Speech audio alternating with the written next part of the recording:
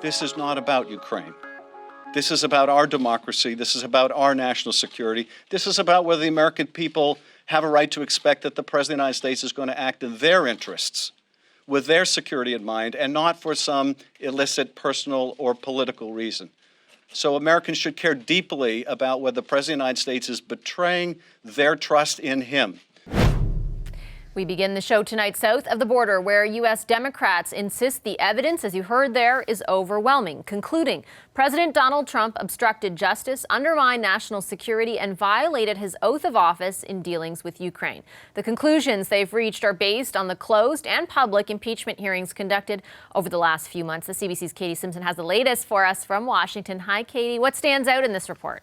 Well, this is the first time the Democrats have really created this clear, concise narrative. Although it is 300 pages, it details all of the allegations with specifics, and it includes references to documents about what exactly they argue Donald Trump did wrong. And there are two main points here. One, they argue that Donald Trump abused the power of his office, and two, he obstructed investigators from looking into the matter.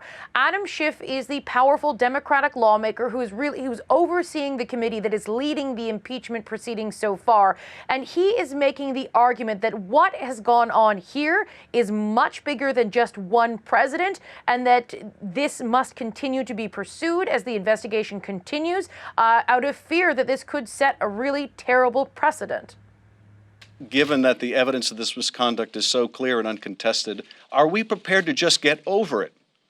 Are we prepared to say that henceforth we must expect from this president and those who follow that there will be a certain amount of corruption in which the national security of the country will be compromised, in which the oath of the office will mean that much less, in which the belief in the rule of law in the United States will be that much less? Is that what we're simply to get over or get used to? So this document lays out the argument that has really been the key focus of the impeachment hearings so far, those public testimonies that so many Canadians and so many Americans watch so closely.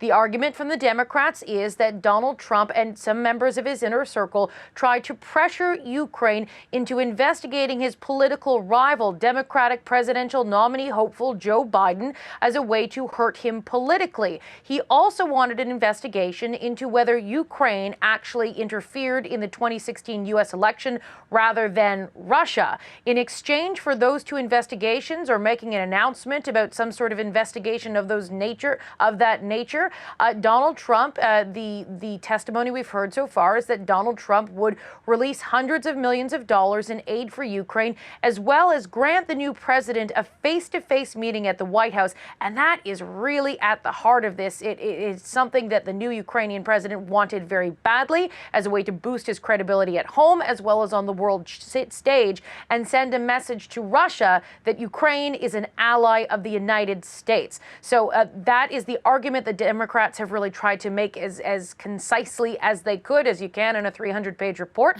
And this process now moves on to sort of the next phase. There's a new committee looking into impeachment. They'll hold testimony tomorrow. 4 witnesses will go answer questions about the constitutional grounds for impeachment. And how's the White House reacting to the development today? Well, Donald Trump's on the sidelines of the NATO summit, and before the report was released, he already took aim at Adam Schiff. I learned nothing from Adam Schiff. I think he's a maniac. What would you want to learn if he testified? I think Adam Schiff is a deranged human being. I think he grew up with a complex for lots of reasons that are obvious. I think he's a very sick man, and he lies. The White House followed up with a statement saying the report reads like the ramblings of a basement blogger. Vashi? Okay, thanks, Katie. The CBC's Katie Simpson for us in Washington. Hi, I'm Vashi Capellos, host of Power in Politics. See more of our show by subscribing to the CBC News channel or click the link for another video.